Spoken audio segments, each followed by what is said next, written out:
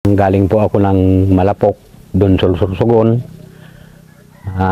Ako ay sinilang ng May 20, 1948. Hanggang sa ako ay, pero pinanganak po ako Pilar, Sorsogon.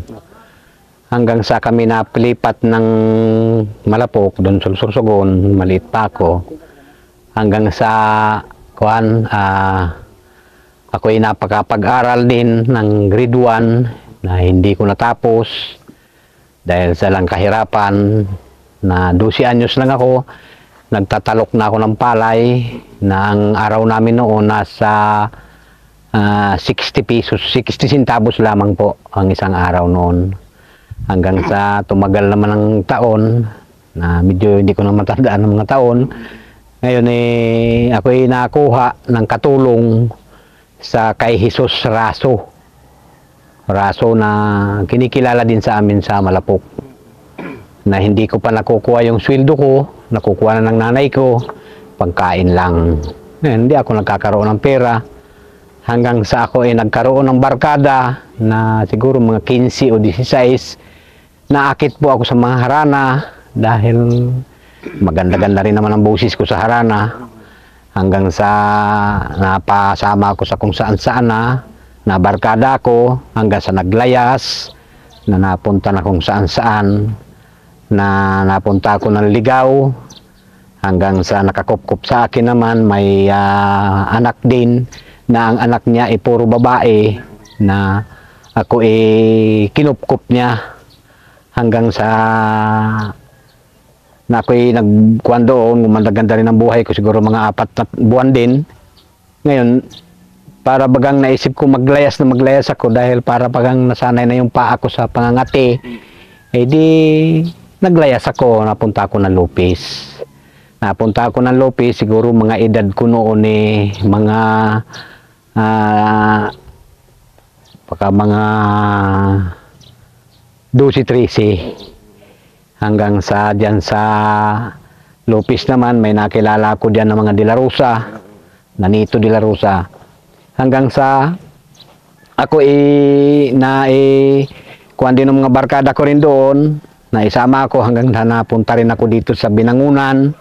Natira ako dun sa pabrika ng Binangunan.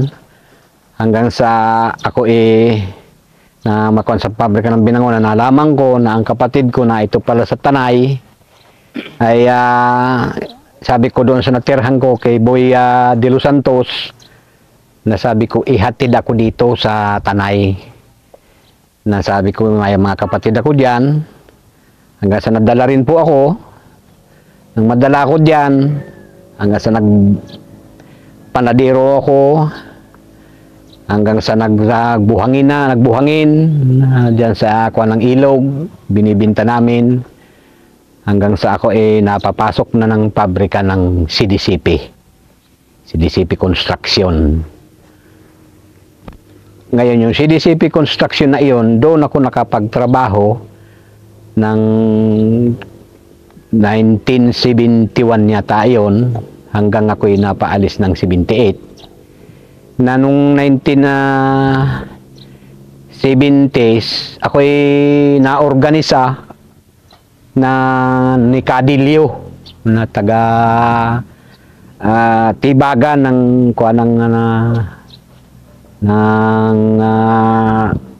Teresa, yung Tibagan doon ng Bato. Hanggang sa nakapag-organisa kami diyan sa Midland na ginawa namin, hanggang sa nakapagtayo kami ng union na para lumaban, taasan ng allowance, ang sweldo. Na kinabagsak naman ay nagsara ang kumpanya, na may namatay sa amin dahil nasaksak ng gwardiya. Ngayon, sa pagkatigil na iyon, dahil na-organisa rin ako ng union, na sabi ng union, sumali ako sa organisasyon para magkaroon ako ng kumbaga man ay para bagang yung aking trabaho ay ma-securityhan nila. Na hindi man nangyari, di pati ako napasama sa tanggal. Nag-rally kami, nagpikit kami sa pabrika sa labas. hanggang sa ikuha ng kumpanya, management ng kumpanya, nagsasara. Hanggang magumpisa doon, nasama na ako sa mga pag-uorganisa kung saan-saan, hanggang dyan sa Tanay, doon sa may kalapit ng Coliseum, nagbigay kami ng mga pag-aaral diyan.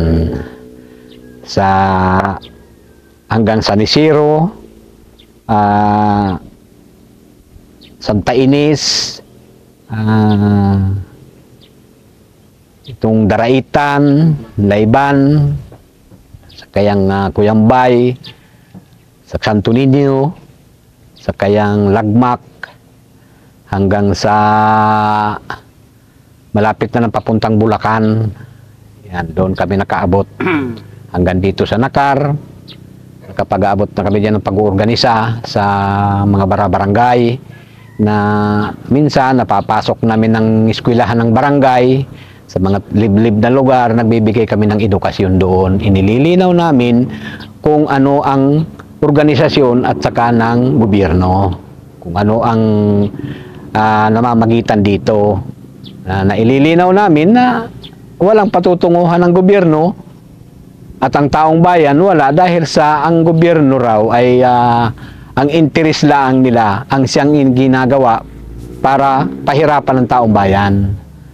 Yun ang kwan sa ang pinaliliwanag ng NPA. So yun yung parang kumbaga sabi parang pinupropaganda nyo. Oh, propaganda po yun.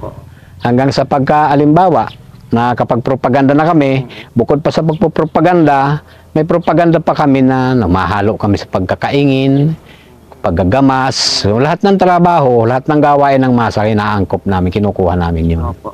Para kami tangkilikin ng masa at maniwala sa amin ng bayan. Ganun ang kuwan na kami. Kami ay hukbo ng bayan, kami tagapagtanggol ng bayan, at nakalaan kami magsakripisyo alang-alang sa bayan. Pero ang aming kinakain, sa bayan din. Pera. Bigay ng masa. Bigay ng masa. At saka pera, lahat na. Pati buhay namin, dati namin dala meron na. Pero yung lahat sa buhay namin, galing sa kanila. Magpagamot, o abilina ng inanak na MPA, o ang MPA na buntisan, iabilin para sa pagpapaanak doon, siya na maglahat. Pati yung pagpapaaral, sa kanya ng lahat yon. At pagkatapos naman ito, nakapag-high school naman sila, at nakatapos sa pag-aaral, kukunin ng MPA ito.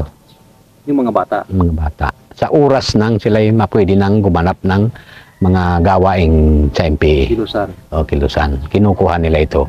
Na nagiging sila ang namumuno sa mga organisasyon. Ngayon, ang gagaling ng UP, pagdating dito sa amin sa bundok, kuwan sila kadre.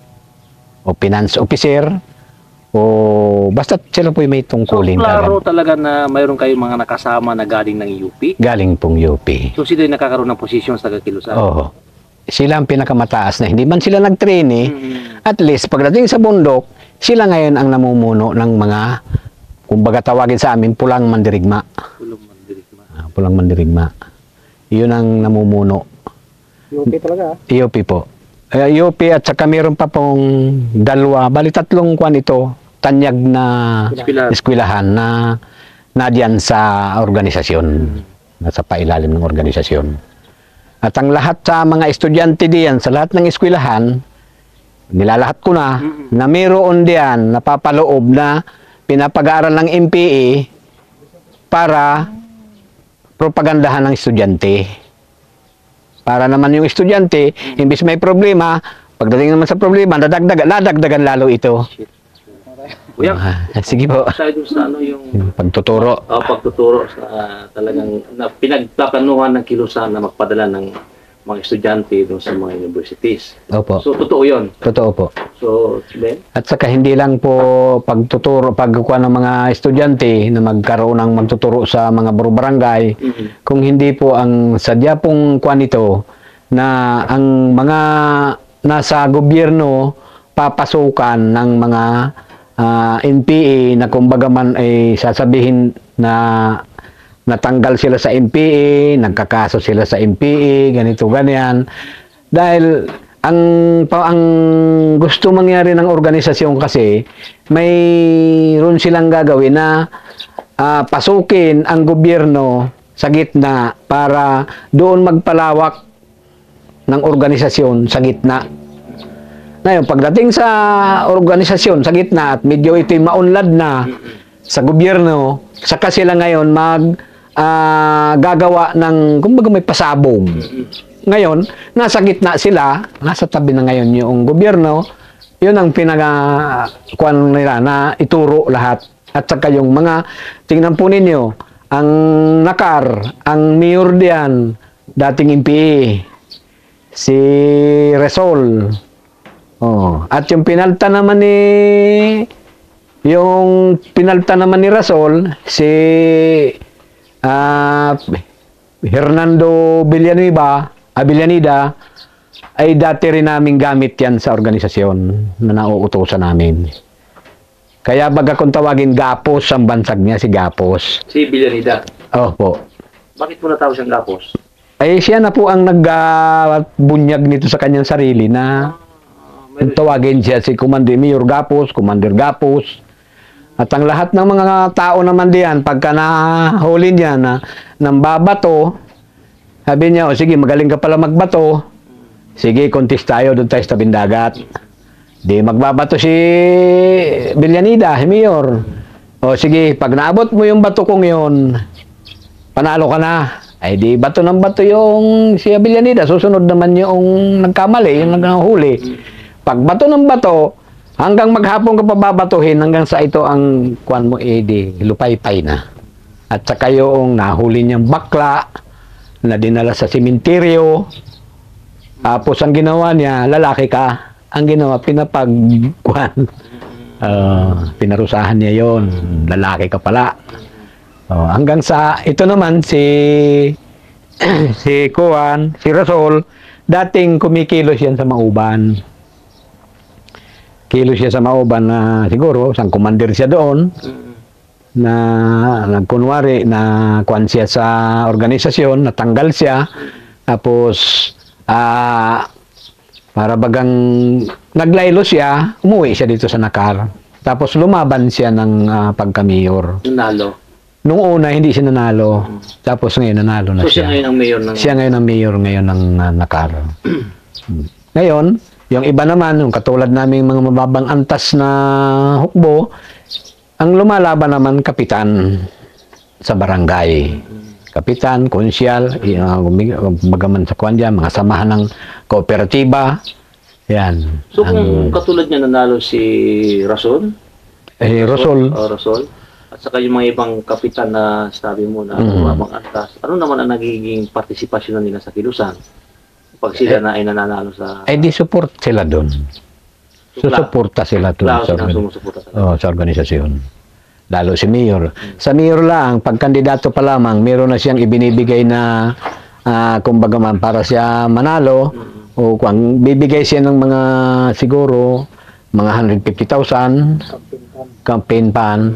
Tapos yung mga konsyal, 75,000 o 100,000 sa panahon ng eleksyon. Sa panahon ng eleksyon. Yung barangay, di wala na, kundi basta yung sa buwan-buwan na suporta mo sa akin, bibigay. So, mabalik tayo kuya yung sa panahon, nabanggit mo na natin 71 ka. 71 pa. Panahon na parang kumbaga nasakit ka. Pwede mong pakikwento kung ano yung mga naging partisipasyon mo na sa kilusan noon. Nung mga 70s, 71, ay wala pa akong gaanong problema noon dahil wala, buhay pa yung misis ko noon. Ang kuwan ko lang, sa pabrika ako nagtatrabaho.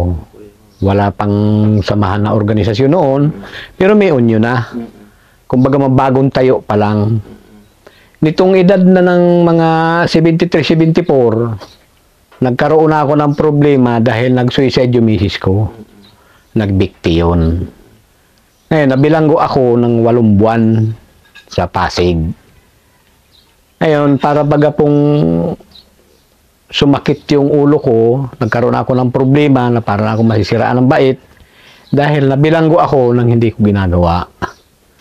Hanggang sa sabi ko, wala naman akong kasalanan, tatakas ako. Ayun, nang ako tumakas, anong kuwan, di nagbait ako. Hanggang sa naging bilanggong kabalyero ko, malaya, utos-utusan, nagpasya akong tumakas na nun. Na makatakas ako, hanggang sa kinuha na ako ng MPA, dinala na ako kung saan sa mga barangay, hanggang sa itinuro na sa akin yung pagsusulat, pag-aaral, pagbabasa, tinuro na sa akin. Ang nagturo pa sa akin ito, si Kahulyo, saka si Kaindo, si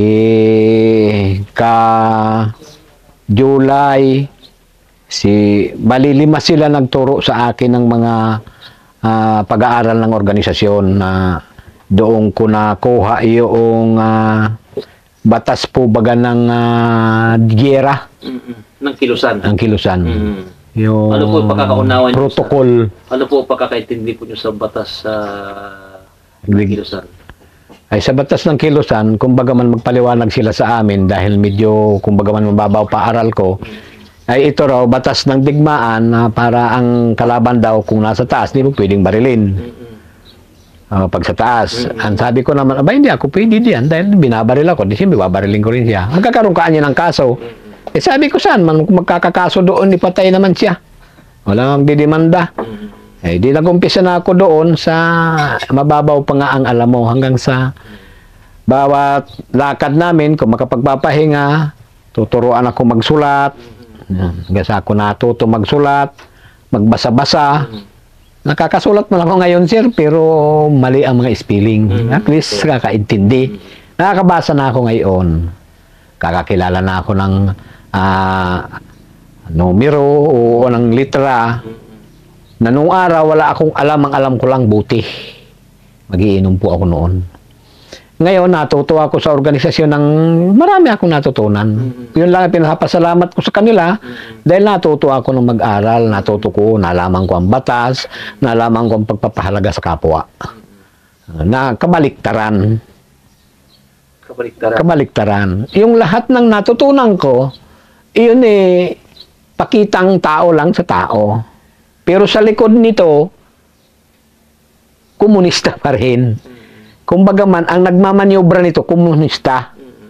Na ang ginagamit lang, yung MPA, na medyo siguro, hindi pa abot masyado kung ano yung komunista, ano ba ang layunin dito, dahil man siguro nililinaw yan. Ayun, di natutunan ko yung kagandahan ng asal. Pakikipagkapwa, pakikipagtrato sa tao. Ngayon, hanggang sa nagkaroon kami ng pagbibigay ng mga pag-aaral, mga edukasyon, hanggang sa kung ano ang makahirapan, paano lunasan ang kahirapan, saka yung naturo sa amin na yung mga prinsipyo, mga patakaran, at saka madami pa ho na halos di ko na rin makuha. Hanggang sa kung ano bagang kahalagahan ng tao sa mundo. Yun, naituro sa amin na kabaliktaran naman. Na kung sususugin, tama yun. Pero, propaganda nga lang talaga. Pero sa realidad nito, iniilalim ng organisasyon yung tao. Pinapapaniwala lang na ganito kami sa pagsapit ng panahon. Wari-warian lang. Kunwarian lang. Pero pagdating ng sistema ng komunista ito. Dahil doon nga sa nabanggit ko kanina, sir, na ang dito, yung hindi ko na yung kanina na nabanggit ko diyan na yung bakit na nasabi mo kabaliktaran, ano bang sampol mo, bakit kabaliktaran yung ginawa? Kabaliktaran dahil po sa pagsapit ng panahon, nagdating ng labanan, pati yung mga masa na walang kamalay-malay, nadadamay. Pinapatay nila? Pinapatay din po. Then siyempre, pag oras ng labanan, na doon sa lugar na yun, nagpang-abot. Wala nang sinisino yan diyan. Para kaligtasan lang man namin. Ngayon, sa oras naman na nagipit kami, nakapagtago kami, masa pa rin ang naghahanap sa amin para kami dalhan ng pagkain o kaunin. So, gaano kahalaga sa inyo ang masa? Abay, para sa akin lang po, mahalaga pa sa... Particular sa kilusan. Ay, sa kilusan, mahalaga lang habang kailangan. Hindi pang habang panahon. Hindi po. Halimbawa, isang tao na kilala, maimpluwensya, abuso sa bayan, kung ito na may laging nagbibigay sa organisasyon, hindi ito inaalis. So, ibig mo sabihin, kuya, na yung laging is isa rin sa mga pinagkukuha ninyo ng mga financial support. Oo. Yung mga... Sa particular dito sa area noon ng may laging. Yung may laging doon sa Bulacan, hanggang dito sa Umiray, yung buong Umiray na iyan, yung Panta, hanggang itong Daraitan, hanggang Santa Ines, sa kabuuan na po. So, dyan yung mga... Diyan ang mga source namin na dumarating na lang sa amin ang ibinibigay. Pagkain, yung lahat ng kailangan ng isang pamilya, naroroon na, at saka pira, binibigay. Tapos sa Angilo naman, yung gintuan po sa Angilo, kung nababalitaan po ninyo ang Angilo, gintuan niya noon, hanggang sa ngayon, kung gintuan pa siya. Malaki ang minano ito? Malaking minahan po yan dahil dati ang nagumpisa diyan kano. Ngayon, nung umuunti na yung nakukuha, mga anong taon po nag-operate po itong mining na ito? Baka nag-operate yan ng mining, sa line of 6 pack po, sir. 60. Oh. Saan lugar po ito? Angilo. Sa Angilo, sa Kupanay, pagitan niya ng Tanay, ng Rizal, Quezon, Bulacan. Angilo? Oh, Angilo po. Na minsan, binabaan na kami ng sundalo nun doon, yan sa helicopter. Nasa Angilo kami. Ngayon, nahirapan naman sa amin dahil kabisado namin yung lugar eh. Mga batuhan, bundok, na pag kami nakatago na, hindi na kayo matagpuan. So, matanong ko po kayo, ano naman po yung yung kumbaga karanasan nyo sa larangan ng pakikitirigma, sampung lugar yung nakaroon po kayo ng inkwento na naging isang Pinakamatindi. Hindi mo makalimutan. Ang karanasan ko po dito po sa Baybay hanggang Pailayan niyang Umiray, yan ang pinakang almusal ko'y labanan, tanghalian labanan, hapunan labanan. Mga anong taon po yun noon? Mga nasa 80 yan. 80s. 80s. 80s. Persaibi po. Persaibi. Ay, hindi. Yung 59 IB. 59 IB. Yun ang matindi kong nakuhan diyan na nakaranasan na natutulog ka, katipikit mo lang, maririnig mong gigising sa iyo, putok na. Ano po ang nangingin ninyo, kayo pong opensiba o defensiba po kayo? Na-opensiba kami. Lagi kaming opensiba dahil nagtatago kami, susuyo din naman kami. Bihira kami maka-kuan sa kanila, maka-opensiba kami. Ang na-opensiba. So ano na po naging resulta ng mga ganong pagkataon ng Pedro nyo? Sa awa naman ng Diyos, nakakatakbo, kakatakas, may namamatay, maraming namamatay, na sa akin, iniiwan ko na lang.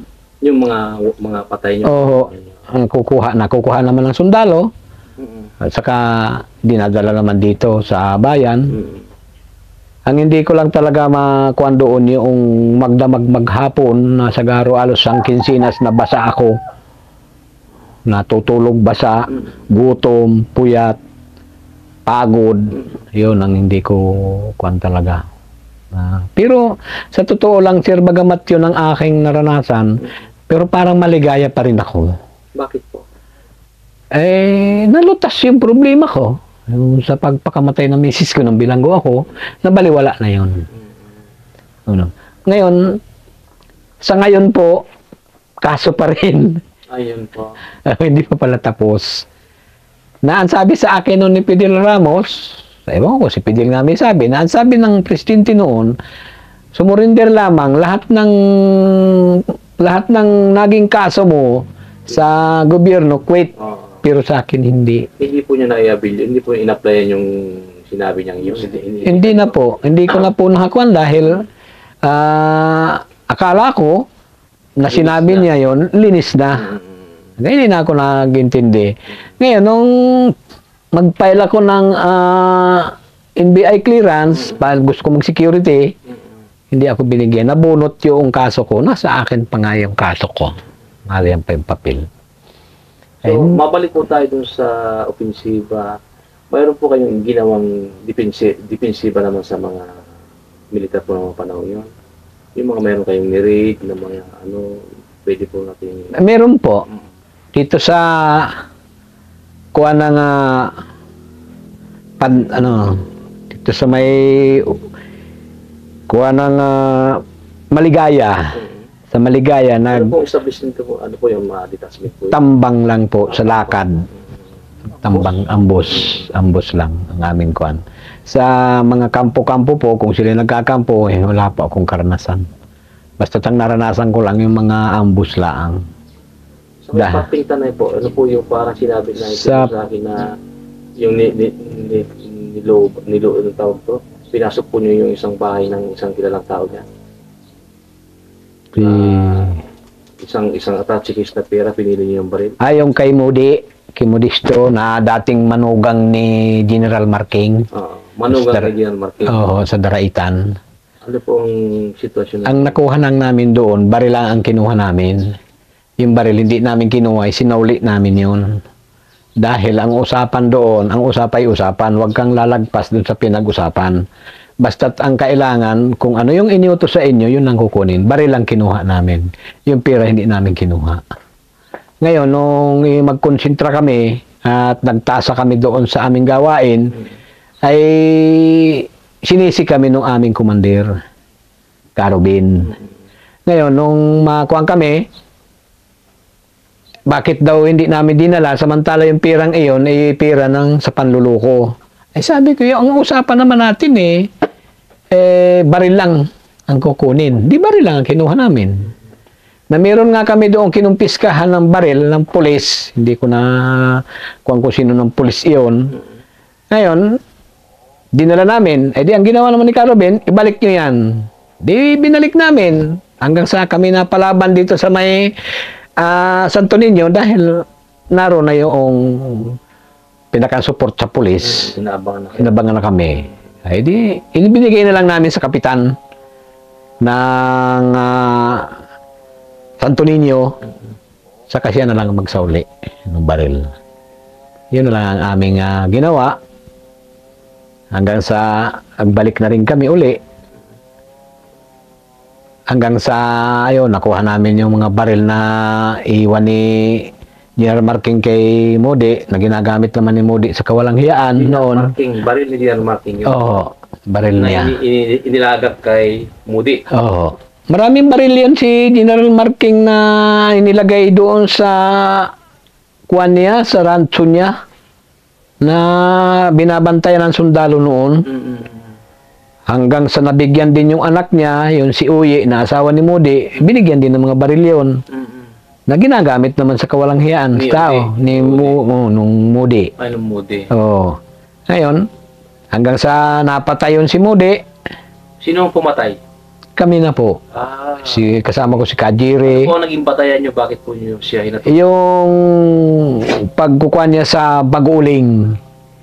Yung ginawa niya sa Baguling na ginagawa niya, nagkukuha siya ng alambre na yung binibitay niya doon yung uling, yung malalaglag, hindi niya binibili. At yung natitira doon sa ibabaw ng alambre, yun ang binabayaran niya. Tapos, yung nalalaglag, na kinukuha ng masa, hindi na niya ibinibigay. Kinukuha pa ni Uye, sinasako uli. Na hindi binabayaran yun. Ang binabayaran lang, yung natitira doon sa bithayan na malalaki. So, yun po yung naging basihan ng kilusan para po siya? Marami po. Tapos, kumukuha siya ng mga babae, binibigyan lang niya ng 50 pesos, mga kadumagatan, ginagamit niya sa kawalanghiyaan doon sa Sari. Pag napupunta silang Sari. Pag nagpupunta sila ng Sari, may kasama silang mga sundalo. Kung minsan siguro mga 3 squad na kasama doon sa gubat, sa bundok. Nagpapakahoy yun si Uyi noon. Ngayon, Yung mga pangangamkam naman ni Oye, na pati nga ako, na kuha niya, na nagkaingin ako doon sa Magata.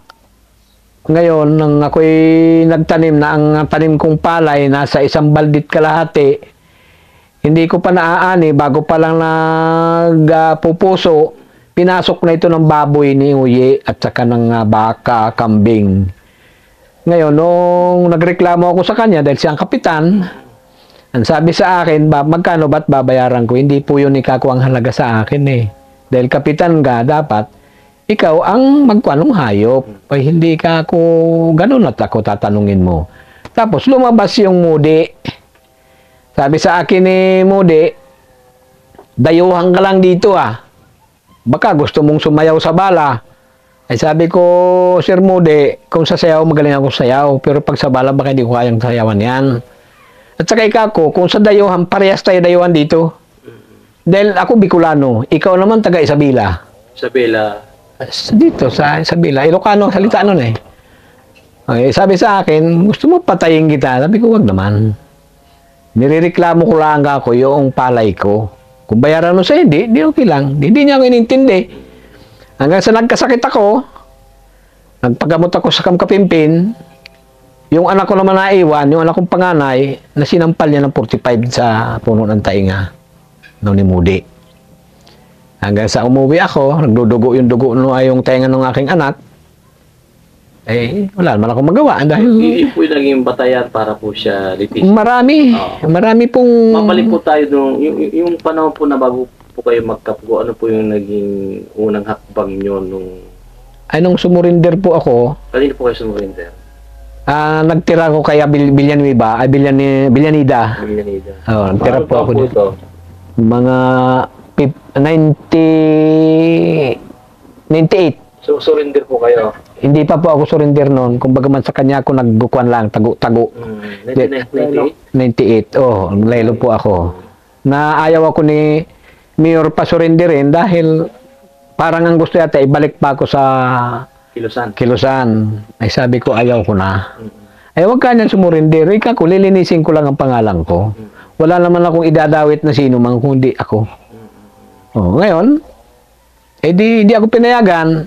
Isinama ngayon ako nung chief hippie ng pulis ng Nakar, si Arturo Unyusa. Sinamahan ako sa Lucena. Kasama ito si Rolando Altisa. Ayun, sinama ako doon, pinasurinder ako sa Sulcom. Sulcom? Sulcom. Okay, tapos? Ayun na. Hanggang sa ako na bumalik na diyan sa kanila, hanggang sa ako nautos-utosan na ni Mayor kung anong trabaho, lahat ng mga gawain.